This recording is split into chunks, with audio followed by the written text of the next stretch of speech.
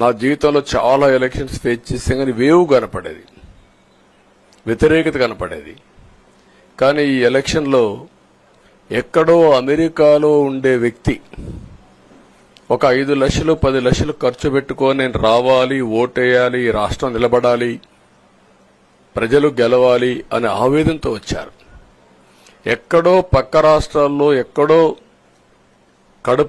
కడుపు నిండడం కోసం కూలి పనులకైనటువంటి వ్యక్తులు, పాచి పనులు చేసుకునే వ్యక్తులు సొంత డబ్బులు పెట్టుకొని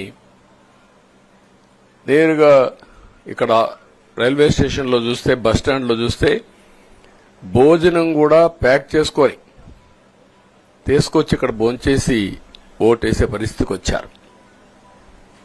ఈ కమిట్మెంట్ ని ఏ విధంగా వర్ణించాలో నాకైతే అర్థం కాదు. ఏ విధంగా వాళ్ళని అభినందించాలో కూడా అర్థం కాని పరిస్థితి.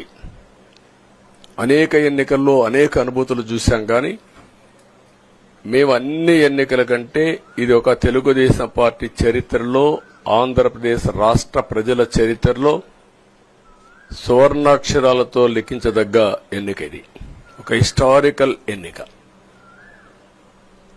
ఆగస్టు క్రైసిస్ తర్వాత ఎన్టీ రామారావు గారు పార్టీ పెట్టిన తర్వాత 83లో మేము గెలిచాం. అప్పుడు 200 సీట్లు వచ్చాయి. కొత్తగా పార్టీ పెడతానే ఎన్నికలకు వెళ్లి 9 నెలలు అధికారంలోకి వస్తే 200 సీట్లు వచ్చాయి.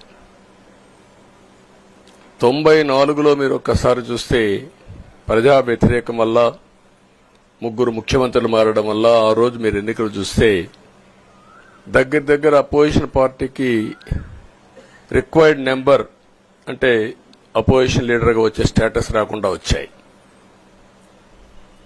అవన్నిటిని వర్పించే విధంగా ఈసారి ఊహించని విధంగా వచ్చింది.